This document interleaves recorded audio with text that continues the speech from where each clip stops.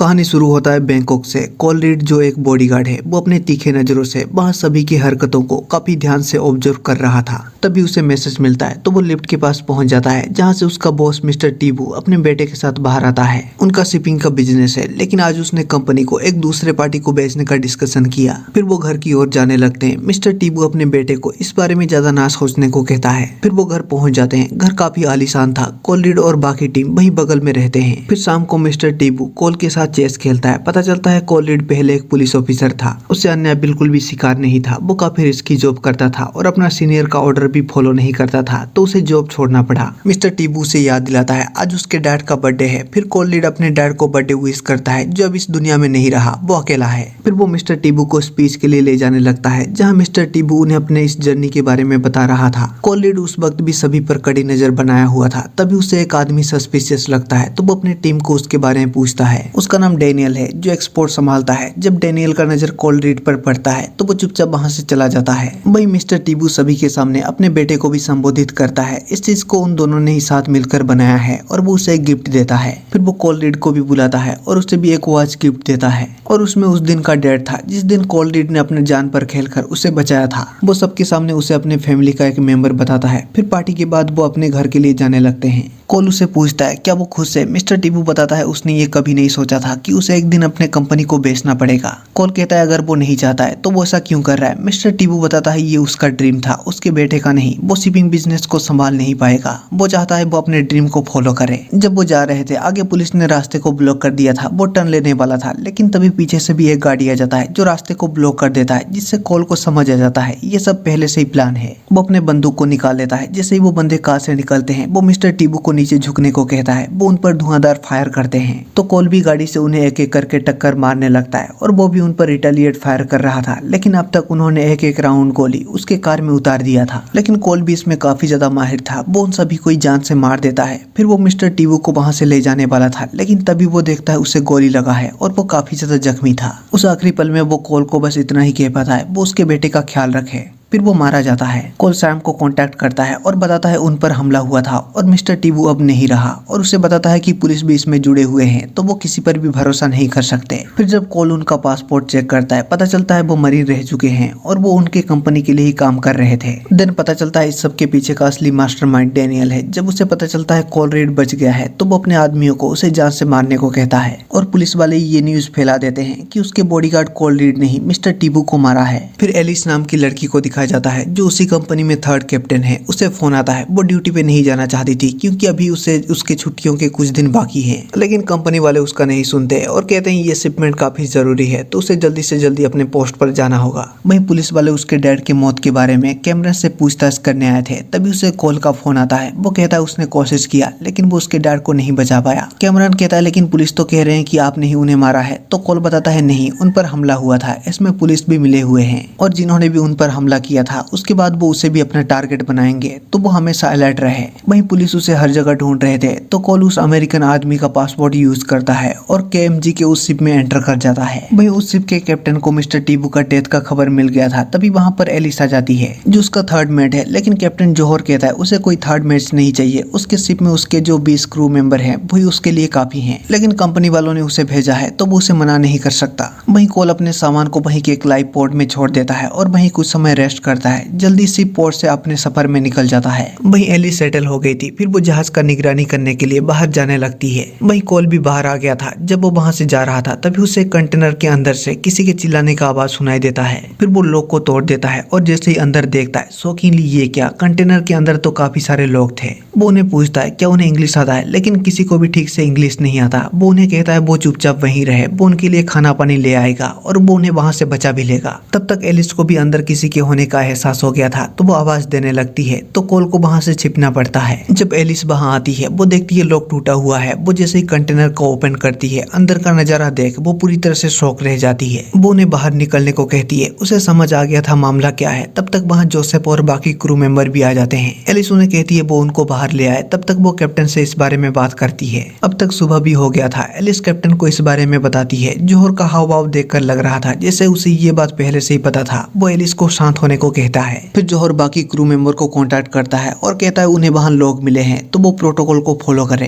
Alice कहती है वो ये क्या कर रहा है, उन्हें अभी नेवी को कांटेक्ट करना चाहिए। जौहर कहता है उन्हें पहले मामले को देखना होगा, आखिर ये चल क्या रहा है। एलिस कहती है ये तो पूरी तरह से साफ है, ये ह्यूमन ट्रैफिकिंग है। जौहर कहता है उसने काफी अच्छा काम किया और वो उसे थोड़ा आराम करने को कहता है। एलिस को समझ आ चुका था उनका कैप्टन भी इसमें मिला हुआ है। फिर जौहर अपने आदमियों को नीचे चीजों को संभालने को कहता है। वहीं नीचे क्रू मेंबर उन लोगों को कंटेनर के अंदर जाने को कह रहे थे, लेकिन वो इसके लिए तैयार नहीं थे, तो वो उनके साथ जबरदस्ती कर रहे थे। यहाँ तक कि वो उन्हें गन पॉइंट में ले लेते हैं। फिर भी जब वो लोग नहीं मानते तो वो उन पर हमला करने वाले थे, लेकिन तभी कॉल उन्हें रोक लेता है और यहाँ उनके बीच में लड़ाई हो जाता है। वो कॉल पर गोली भी चलाते हैं। तभी एक दूसरा आदमी था, वो उसका मदद करता है। फिर भी वो ज्यादा कुछ कर नहीं पाता। वहीं एलिस इस बारे में नेवी को इन्फॉर्म करना चाहती थी, लेकिन तभी जो दूसरा क्रू मेंबर था वो उसे गन पॉइंट में ले लेता है और कैप्टन को वहां आने को कहता है। वहीं एक बंदा कॉल पर हमला कर देता है, दोनों में लड़ाई हो जाता है। वो भी काफी ज्यादा स्किल था। दूसरे बंदे उस पर गोली चला रहे थे। कॉल उसके नाइफ को उसके ही मुंह के आर पार कर देता है। फिर वो उसके बंदूक को उठा लेता है और उन दोनों को ही जान से मार देता है। वहीं एलिस उस बंदे पर हमला करके उसे सुला देती है। उसके पास वक्त बिल्कुल भी नहीं था, तो वो यूएस नेवी को एक मैसेज भेजती है कि पायरेट्स ने उनके शिप पर हमला कर दिया है। लेकिन तभी जौहर वहां पर आ जाता है, तो एलिस को वहां से भागना पड़ता है। जौहर उस पर गोली चलाता है, साथ से उससे गोली लग जाता है। फिर वो अपने आदमियों को उसे पकड़ कर लाने को कहता है। वो देखता है एलिस ने यूएस नेवी को मैसेज भेज दिया है। वहीं कॉल सभी लोगों को लाइफ बोट की तरफ ले जा रहा था और उनमें से जो एक हट्टा कट्टा आदमी था वो उसे बंदूक देता है ताकि वो उनको प्रोटेक्ट कर सके। वहीं यूएस नेवी को दिखाया जाता है। उनके कैप्टन को वो इन्फॉर्म करते हैं। वहीं से लगभग 60 मील दूर केएमजी के एक शिप से उन्हें मैसेज आया था,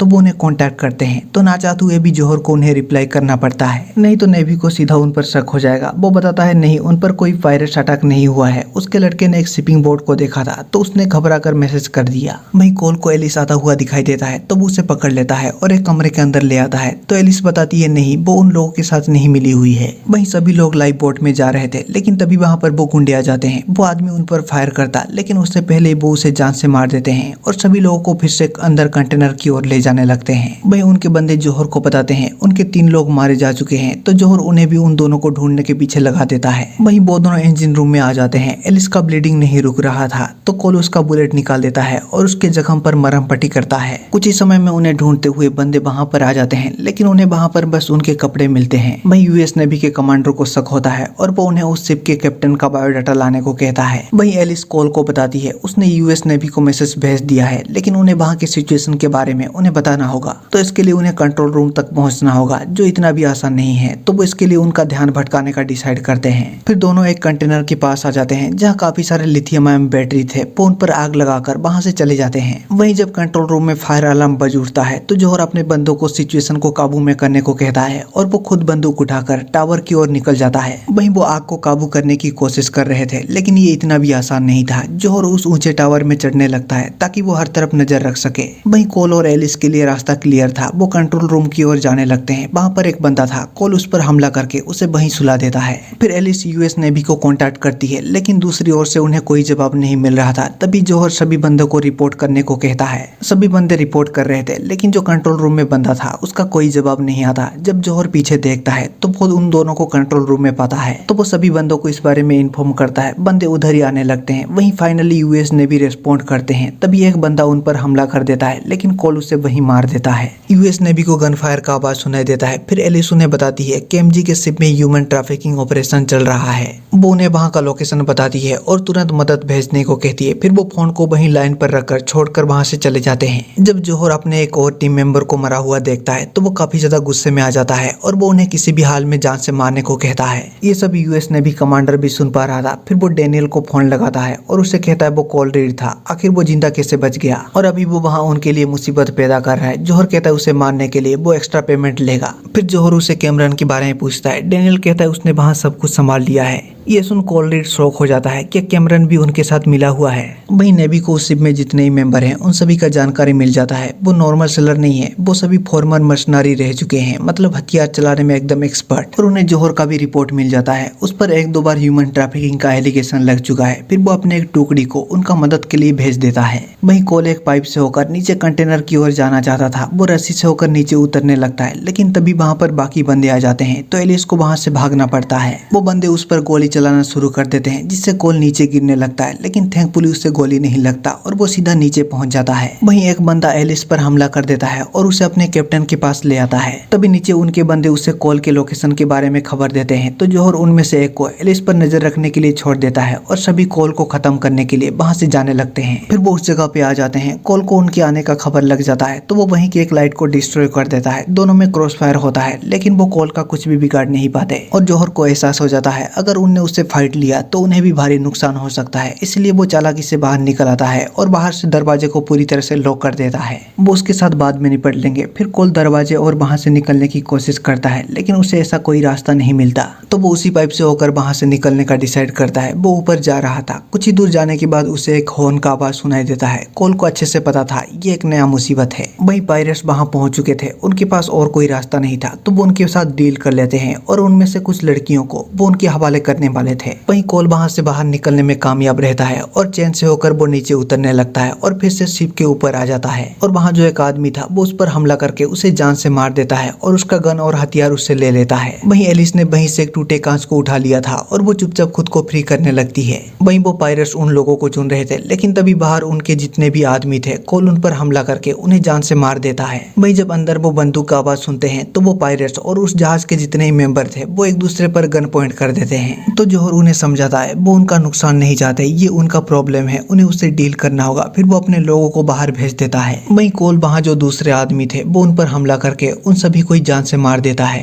वहीं एलिस भी काज से उस पर जो आदमी नजर रख रहा था वो उसके गर्दन पर हमला कर देती है जिससे वो आदमी वहीं मारा जाता है और वो उसके बंदूक को उठा लेती है। लेकिन तभी वहां पर एक दूसरा बंदा आ जाता है तो एलिस उसे भी जान से मार देती है। वहीं बाकी आदमी कोल पर हमला करने आ रहे थे। कोल उन पर हमला कर देता है और यहाँ उनके बीच में एक काफी शानदार लड़ाई होता है। कोल उन सभी को ही जान से मार देता है। जब जौहर दूसरी बार गोलियों का आवाज सुनता है तो वो उस पायरेट्स को दूसरी तरफ जाने को कहकर वो खुद उसे मारने के लिए जाने लगता है। वहीं जो बाकी बंदे थे वो फिर से कोल पर हमला कर देते हैं तो कोल उन्हें भी जान से मार देता है। लेकिन तभी वहां पर जौहर आ जाता है और दोनों ही एक दूसरे पर फायर करते हैं। लेकिन तभी कोल का एमो खत्म हो जाता है तो वो वहां से भागता है और कुल्हाड़ी उठा लेता है। वो उस पर हमला करता है लेकिन तभी वहां पर वो पायरेट आ जाता है तो वो कुल्हाड़ी से उस पर हमला करके उसे जान से मार देता है। इस मौके पर जौहर उस पर हमला कर देता है जिससे कोल बाल बाल बचता है। जौहर का एमो भी खत्म हो जाता है। फिर कोल उस पर हमला कर देता है और दोनों ही लड़ने लगते हैं। जौहर भी काफी ज्यादा ताकतवर था, वो उसे कड़ी टक्कर दे रहा था और अपनी छोटी छुरी को वो उसके सीने के आर पार कर देता है और उसे नीचे फेंक देता है और कुल्हाड़ी लेकर उसे मारने के लिए आ जाता है और दोनों फिर से लड़ना शुरू कर देते हैं। वो रोल इधर उधर झूठ रहा था जिससे दोनों को ही फायदा और नुकसान हो रहा था